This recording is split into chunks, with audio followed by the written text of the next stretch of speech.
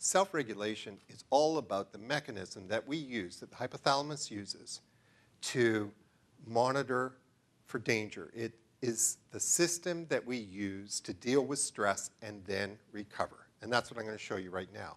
It's the spending, recovering. The last time I was here, I was talking about the gas pedal and the brake. The hypothalamus puts its foot on the gas to deal with the stressor, and then it puts its foot on the brake to recover from that episode. These two things have to be finely calibrated in order for a child to have healthy development. Okay, so you got a gas pedal, which is your sympathetic. That's the adrenaline. One of them said adrenaline. So adrenaline is secreted by the sympathetic nervous system. So that's gas pedal. And then brake brings you back. It balances you off. You have to have that. You have to have that because of all the reasons we just did. All those things that shut down. All those things that are suspended while you're in a state of stress, you need. You need your immune system. You need your digestion. So you have to have the brake to bring you back so that they kick back in, so that digestion comes back online, immune system comes back online. Do you understand this? I've done it a little bit too quickly. I'm going to show it to you, though, so you really, really see it. So when we look at babies, what we get to see is this gas pedal brake in its purest form. We can see how important it is that we as caring adults supply that support for the brake so that the brake doesn't wear out. If the child has too much stress in their life, for whatever reason, the brake wears out. It loses its resilience. It loses its ability to go back into digestion, back into his example of the prefrontal, back into a healthy immune system. Every single problem that we're seeing in children today can be traced to too much stress, which has worn out their brakes. Okay? That's what self-reg is all about. So to explain this a little more clearly, I want to show you one video, and then we can start to talk about it, okay? So I want to introduce you to Emerson. Oh, you got it over here. Emerson is 8 months old, and Emerson's mommy has a cold.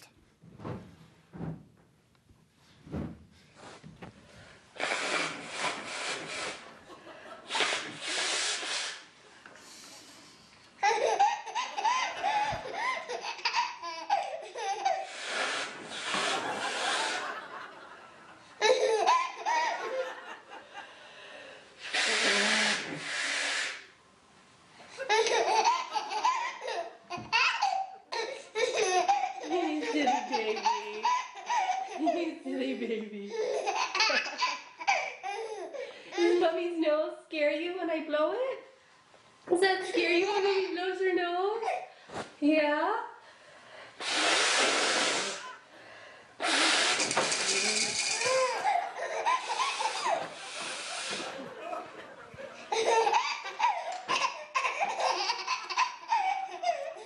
You're kidding, baby. Okay, so that's a beautiful example of the gas pedal and the brake, how well they work together. Now, with Emerson, it's not that hard to see when the brake has come on, right? And in fact, it's the same with all kids. So when you work with kids, I mean, there's very simple signs for when they're overstressed. And the first sign we look at is, are they laughing? Are they smiling? We look at their skin color. We look at their pupils, all kinds of stuff. But it's very easy to see it. Okay, so here's your interesting question here. You can see now from what I said why it's so important to bring him back, why it's so important for him to reach that zone where in that zone he can begin to learn. In that zone he can start to learn about the meaning of sounds, vocalizations, he can learn about the meaning of facial expressions. So learning occurs, just to come back to what he said at the very beginning, learning only occurs in that state. When the child's in this state, obviously he's not going to be learning. And in fact, if you were to peer beneath the surface, if we did some brain scans, what we would see is that the middle part of his brain, the limbic system, is firing like crazy. And we'd find that his heart is beating like mad. So he's gone into exactly your state. He has gone into an 8-month-old's version of fight or flight. Okay, so obviously that's incredibly expensive on a little brain, so we got to bring him back. What brings him back? What brings him back? A baby cannot bring itself back. Whoops. Baby can't bring itself back. So what brings him back? That mechanism hasn't developed yet. The mechanism to bring yourself back has not developed, has not maturated. Yep. Okay, so we assume correctly that mom is smiling. And now he associates that what else does mommy do? So, okay, so we've got mommy smiling and vocalization, plus she stops blowing her bloody nose. Okay, so here's a question for you. What happens to that baby if, this happens to babies all the time, right? 24/7, there's going to be something that scares them. Here, what he's scared by is simply a sound he's never heard before, coming out of an organ that he didn't know made sounds. But all kinds of things scare them, right? What happens if nobody's there? Or what happens if mummy's there but doesn't respond at all? So when we look at the sort of gurus of self-reg, Ed Tronick is one of them. In 1976, he designed an experiment, which you could not get through today, but he got it through.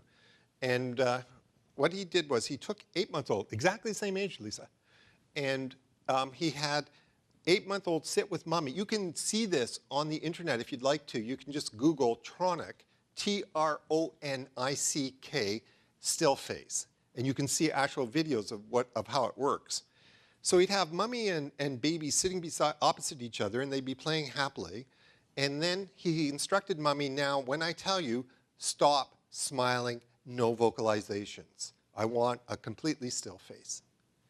So the baby goes nuts. So the first thing a baby does is they try to bring her back. They try to seduce her. That was Stanley's word. They woo her.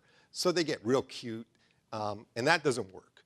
So then they become, what Lisa said, then they become very distressed. Okay, so they start flailing their arms and their legs. And then if she still doesn't respond, they go very, very still. They shut down. But if you look below the surface at that child, at that baby that is shut down, what you will discover is that its heart is beating like crazy. Its breathing is very rapid and shallow.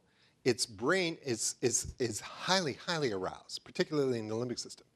So the look of a kid who has shut down is very deceptive.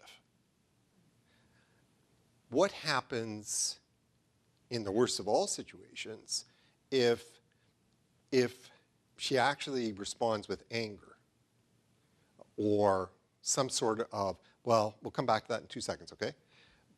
But you can see from this little vignette the importance of a system that Porges called the social engagement system. And that's what Stan and I wrote our first book about. And basically it's what I talked about the last time I was with you guys. But essentially what it's about is that a child learns how to self-regulate by being regulated. By being regulated by an attentive, loving, caring adult. That's what attachment is. It's supplying these systems that are missing in the kid. And unfortunately, they don't really fully develop until around puberty. So we have to be constantly exercising that regulating role as and when needed, especially in school. Because odds are that in a school setting, we've got that child for more actual contact hours than they're having with their own parent. It's 1,000 hours a year. It's an awful long time. Okay. I want to show you one more video because I'm going to get my warning in a second, aren't I? Yes. Okay, I want to show you one more video because this one is very similar, but it makes a further incredibly interesting point. This is baby Rachel, and her mommy's going to sing. Mommy's going to sing you a song. You want mommy to sing a song, honey? Let me know how you feel about the song, okay? I don't want you to come round here no more. I beg you for mercy. You don't know how strong my weakness is, or how much it hurts me. 'Cause when you say it's over with her, I want to believe it's true. So I let you in, knowing tomorrow I'm gonna wake up missing you, wake up missing you, when the one you love's in love with someone else. Don't you know it's torture? I mean, it's a living hell. No matter how I try to convince myself, this time I won't lose control. So I let you in, knowing tomorrow I'm gonna wake up missing you, wake up missing you. Oh, you feel the pain in the song, eh, honey?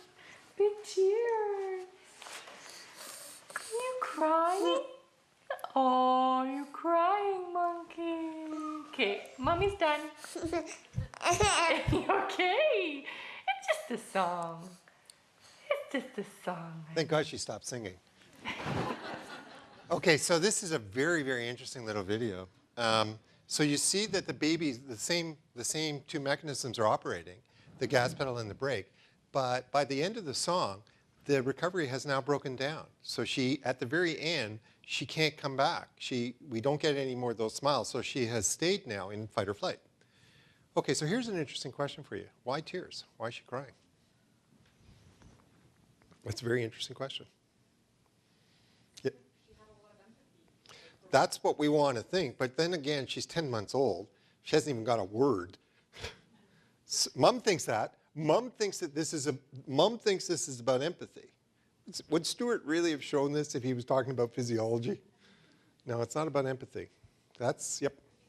I tend to think the child sees the mother producing an unusual sound, So what? unfamiliar, Yeah, so what does it do to the kid? scary. Yes. Who said that? Yeah. Oh, sorry, it's Mary. You're not allowed to play. You're not allowed to play this game, Mary. Yeah, she's scared. Yeah, no, that's where you were going. Yeah, she's scared. Okay, so she's scared because of what you said. I don't think there's any doubt about that. Why tears? Why tears?